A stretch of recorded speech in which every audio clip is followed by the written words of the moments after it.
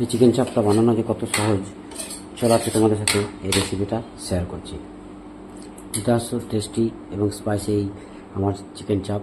তো কীভাবে বানাচ্ছি আজকে তোমাদের সাথে রেসিপিটা শেয়ার করছি। দেখো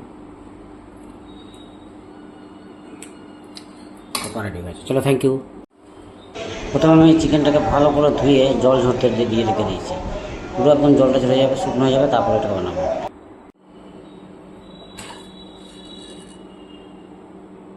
এবার এই গোটা গরম মশলাগুলো হালকা ড্রাই রোস্ট করে গুঁড়ো করে রাখবো।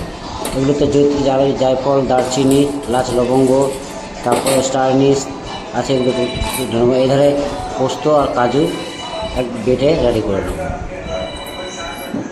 রেডি করার পর এধারে পেঁয়াজ, আদা আর রসুন হালকা সেদ্ধ করে নামিয়ে ঠান্ডা করে এটাকেও মিক্সিতে গ্রাইন্ডিং করে নেবো। গ্রাইন্ডিং করে রেডি করে নেবো। চিকেনটাকে ধুয়ে রেডি করে রেখেছিলাম, এবার মাখামাখির পালা। তো প্রথমেই চলো এবার মাখামাখি করতে লেগে যাই। স্বাদ অনুসারে লবণ দিয়ে দিচ্ছি, দিয়ে দেবো গুঁড়ো লঙ্কা, তারপরে দিয়ে দেবো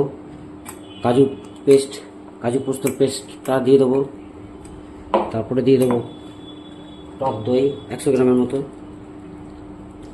তারপরে দিয়ে দেবো খোয়া ক্ষীর, তারপরে দিয়ে দেবো ছোলা ছাতু 100 গ্রামের মতো, তারপরে দিয়ে দেবো কেশর জল দুধটা, ফাইনালি অ্যাড করে দেবো পেঁয়াজ বাটাটা,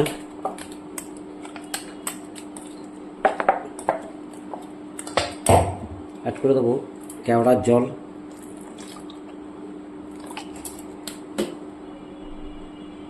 কেশর 2-3 ফোঁটা, আর দিয়ে দেবো ভাজা মশলাটা।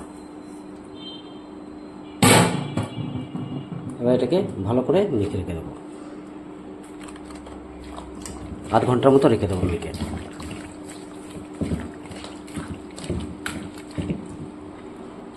ফাইনালি কড়াইটা আমি চাপিয়ে দিয়েছি, এবার হালকা আছে এটাকে হতে দেবো, হালকা একদম মিডিয়াম আছে, এটাকে আস্তে আস্তে হতে দিই। এটা যখনই বসতে থাকবে, মানে যে জলটা টেনে নিচ্ছে, এরপর আমি ফাইনালি এর মধ্যে অ্যাড করে দিচ্ছি ঘি 100 গ্রামের মতো, আর একটু রিফাইন অয়েল। এবার এটাকে ঘেটে হতে দেবো।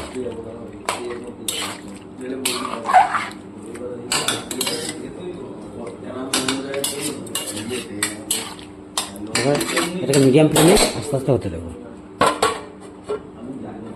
ঢাকনাটা সরিয়ে ঘেটে দিচ্ছি একবার।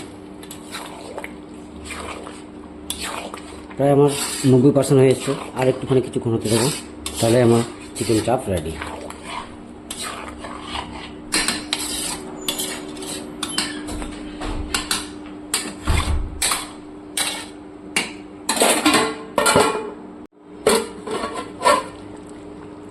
ফাইনালি মাংসটা সিদ্ধ হয়ে গেছে, চাপ আমার রেডি।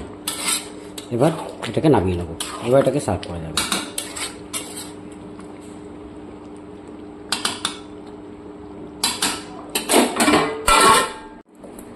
ফাইনালি নামিয়ে নিয়েছি আমার চিকেন চাপ, এবার এটাকে সার্ভ করা যাবে। দেখো একদম প্রপার রেডি হয়ে গেছে। চলো থ্যাংক ইউ বন্ধুরা।